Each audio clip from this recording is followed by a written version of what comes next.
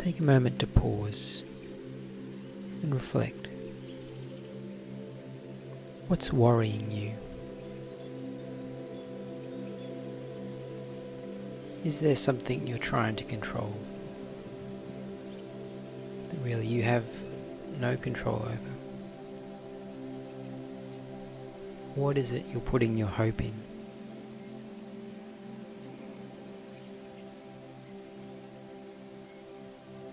Is there a sense of freedom about the way that you live?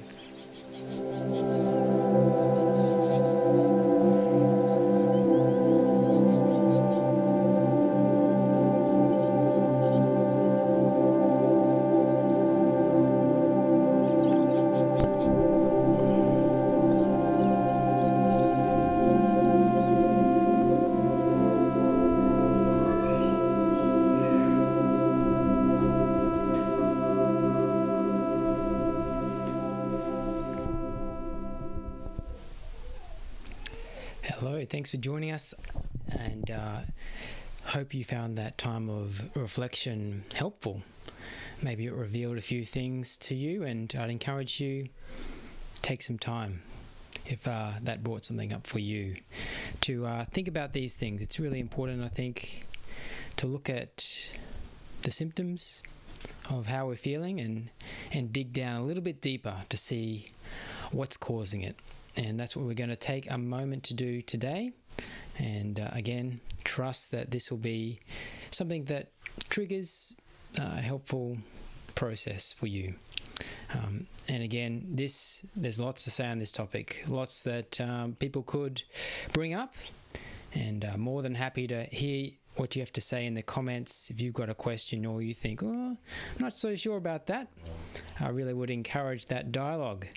But last week we did look at just the wandering sense of life, where maybe you feel like we're wandering through life and we always have these needs, a continual search, if you like, or a need for security that's never quite met.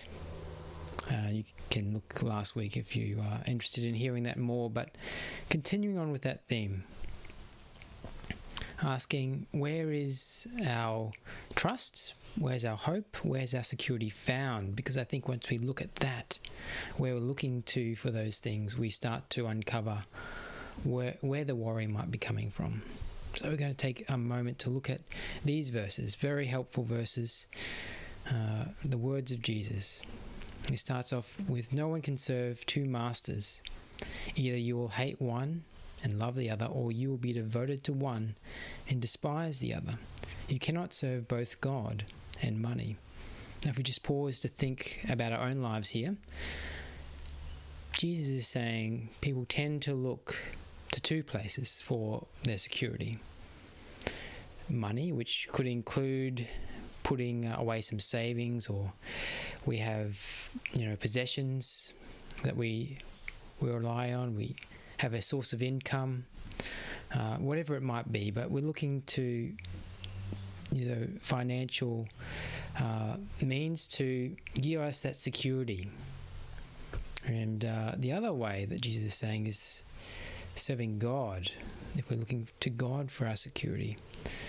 I wonder which your life looks like more, and maybe you have some other ideas of what that could be, that search for security could be for you. But let's continue.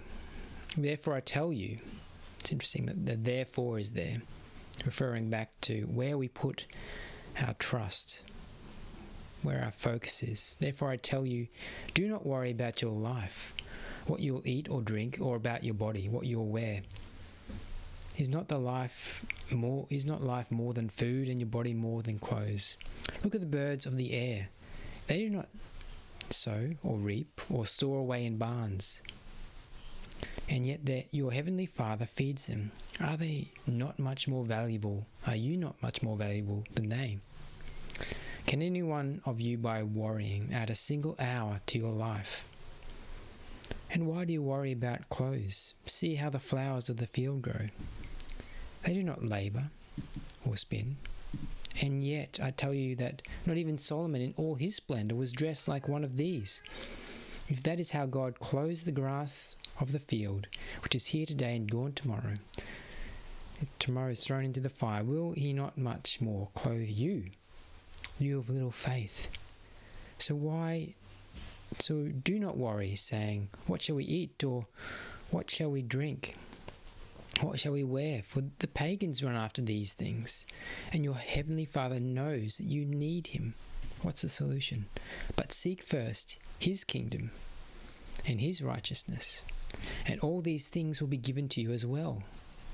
Therefore do not worry about tomorrow, for tomorrow will worry about itself. Each day has enough trouble of its own.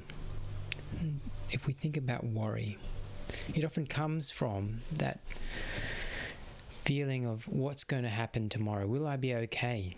Instead of looking at each day, our daily needs. Looking at my notes here. If God is our source of our needs, if we get our very life from him, can we trust him for our daily provisions, our daily needs, like a child would trust their parents for their food and clothes? Can we trust God like that? Is God reliable in meeting that need? It's also an encouragement not to focus on these things that are going to fade away. We continually need food and clothes and these sorts of things. We never are satisfied with them.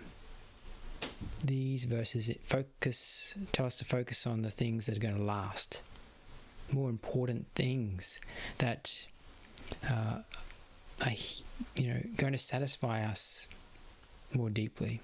And it tells us when we do that, these daily needs will be provided for as well. Not a storing up, keeping some in reserve. We looked at that last week. Today is all we are given. We don't have a guarantee of tomorrow. So what's the point in worrying about that? So to sum up, seek first God, looking to him, seeking what he wants, being right with him, and he provides one day at a time. And it's a way to look at our priorities. Are the most important things really what we're spending most time thinking about? We can give them to God, we can look to God, we can make the time for what's really important, and God tells us your other needs will be provided for. So again, interested to hear what you have to think about this. If you are wanting to receive more daily thoughts, encouragements, number on the screen, you can message that, and happy to send that to you for as long as you like. If you have a question or a thought that you don't want to put in the comments below, you can message it there as well. Things that'll last though, day by day, and wish you peace and a good rest of the day without any worries. Thanks for joining us again, and we'll see you next week.